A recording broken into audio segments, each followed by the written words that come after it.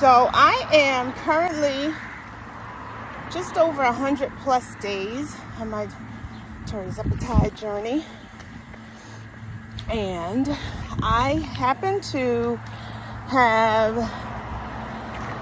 did a little research for my week 14 and 15 update, and I had mentioned that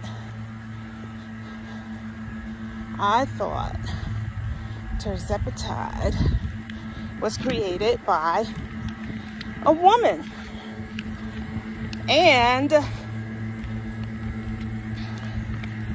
I was able to confirm that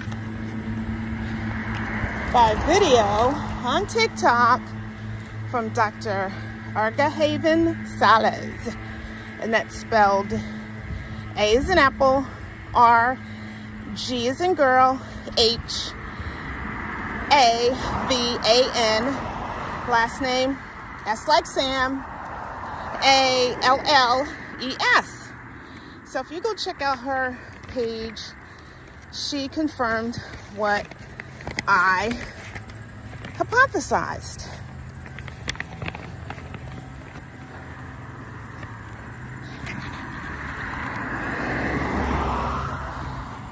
And basically, this is what she said. But I'm reading from MedPage Today. And the article that I'm reading is by Sophie Hutka. P as in Paul, U-T-K-A.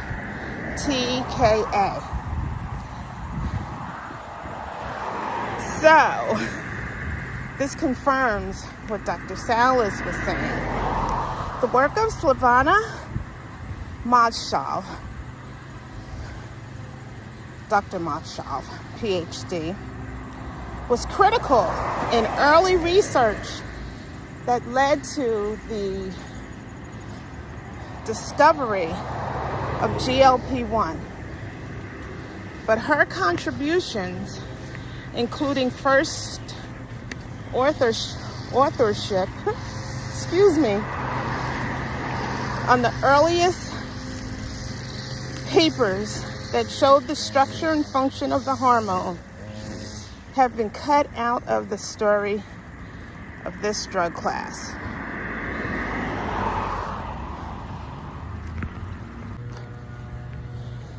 Now, though she spoke to Massachusetts General Hospital's Intellectual Property Office a number of times about a patent for GLP1 around the time of her research,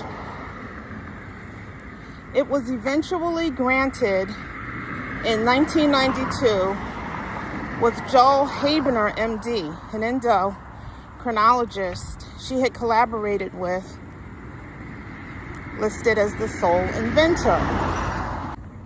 Habener, his postdoc Daniel Drucker, MD, and Jens Holst, a Danish researcher who came into the picture later, have been widely credited as the founders of GLP1.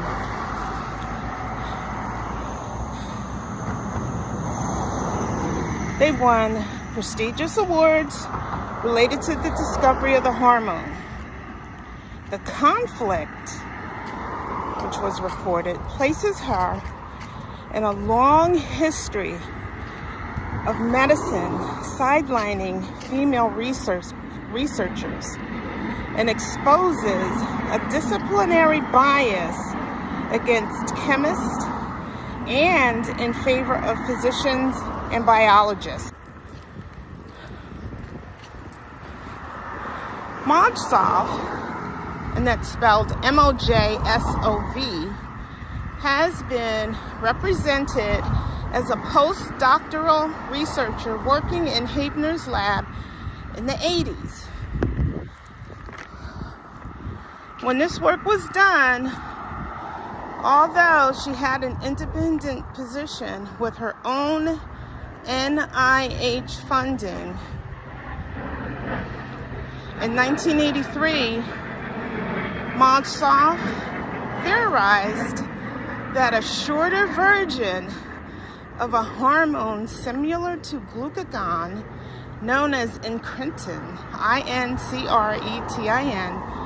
would stimulate insulin rather than a longer version that had shown only weak effects in animal models. She made synthetic GLP1 peptides and showed that natural versions existed in the guts of rats.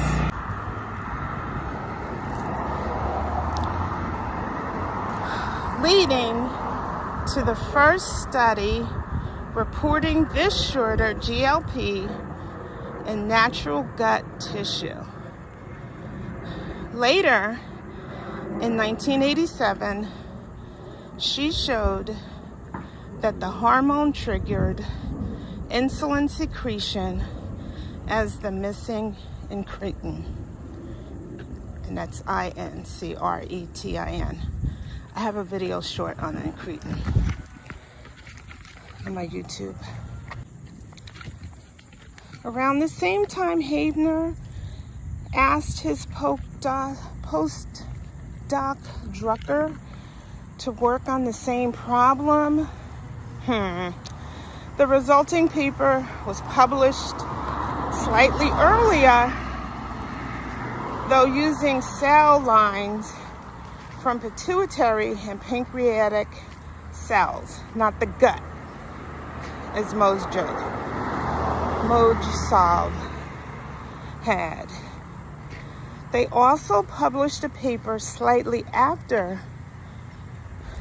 Mojsov's that showed the shorter version stimulated insulin.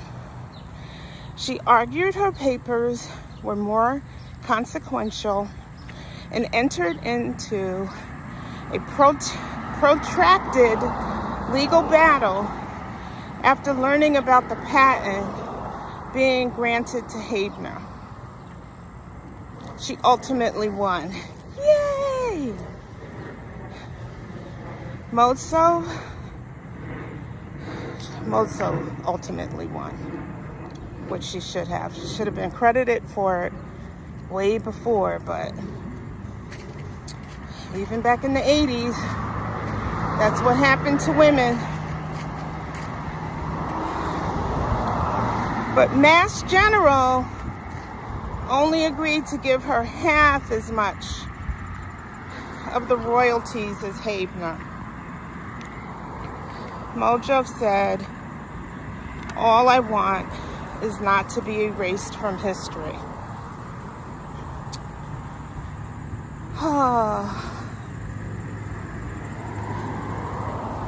So all she wants is not to be erased from history. So let's not erase her from history. Let's remember that some things are so good, just as our tirzepatide is, and these GLP1 medications that help us with obesity. Let's remember that this one was basically created by a woman. I just love it.